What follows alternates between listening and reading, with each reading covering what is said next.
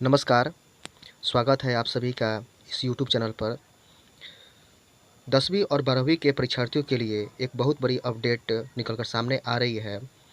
10वीं और 12वीं की परीक्षा के लिए प्रश्न पत्रों का पैटर्न जारी कर दिया गया है, जिसमें टर्म 2 परीक्षा में लघु और दीर्घ उत्तरीय प्रश्न आएंगे।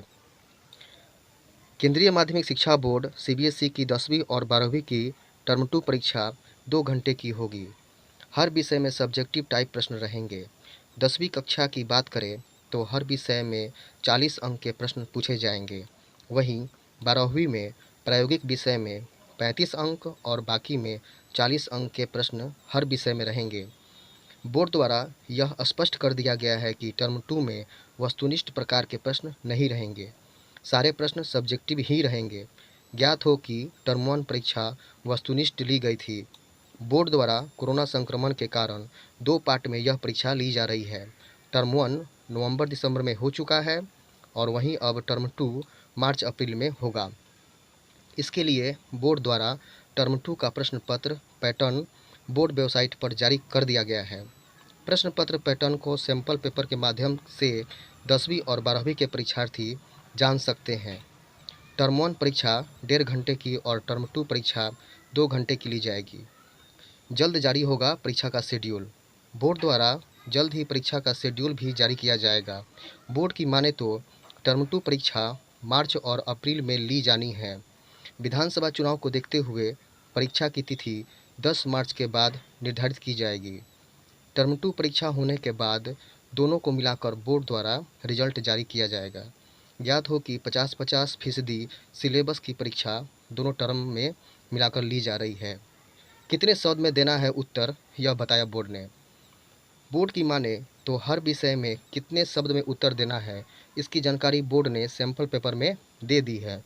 सामाजिक विज्ञान में 5 सेक्शन में प्रश्न पूछे जाएंगे। सेक्शन 1 के सभी प्रश्न का उत्तर 40 शब्दों में देना है।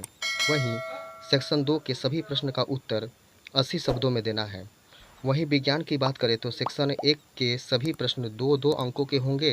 इसी तरह बोर्ड द्वारा सभी विषयों के सैंपल पेपर जारी कर उत्तर देने की प्रक्रिया बताई गई है। एक नज़र यहाँ पर डालते हैं जो यहाँ पर विषय दिया गया है। विज्ञान में कुल प्रश्न 15 होंगे।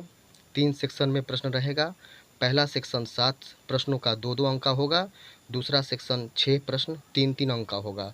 तीसरा सेक्शन 2 केस स्टडी 4 अंक के होंगे। वहीं बात करते हैं गणित की तो कुल प्रश्न 14 होंगे। 3 सेक्शन में प्रश्न रहेंगे। पहला सेक्शन 6 प्रश्न 2 अंकों का होगा। दूसरा सेक्शन 4 प्रश्न 3 अंक के और तीसरा 4 प्रश्न 4 अंक के होंगे। अब बात करते हैं सामाजिक विज्ञान की तो इसमें कुल प्रश्न 18 होंगे। 5 सेक्शन में प्रश्न रहेगा। पहला सेक्शन 5 प्रश्न 2-2 अंक के होंगे। दूसरा सेक्शन 8 प्रश्न 3-3 अंक के होंगे।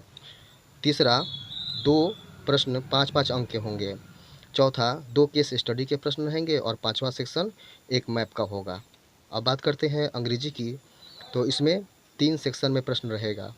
पहला सेक्शन रीडिंग में 10-10 अंक के प्रश्न रहेंगे। दूसरा सेक्शन राइटिंग में 10 अंक के प्रश्न होंगे। तीसरा सेक्शन लिटरेचर में भी 20 अंक के प्रश्न रहेंगे। और बात करते हैं हिंदी की तो यह जो हिंदी का प्रश्न है वो 2 खंड में प्रश्न रहेगा। पहला खंड 20 अंक के सवाल होंगे और दूसरा खंड में 20 अंक के सवाल होंगे। तो इस तरह से यह एक बहुत बड़ी अपडेट है जो 10वीं और 12वीं के जो हमारे छात्र हैं उनके लिए। इसी तरह के वीडियो पाने के लिए आप इस चैनल को सब्सक्राइब कर लीजिए और लाइक कर दीजिए और बेल आइकन को दबाना ना भूलिए। धन्यवाद।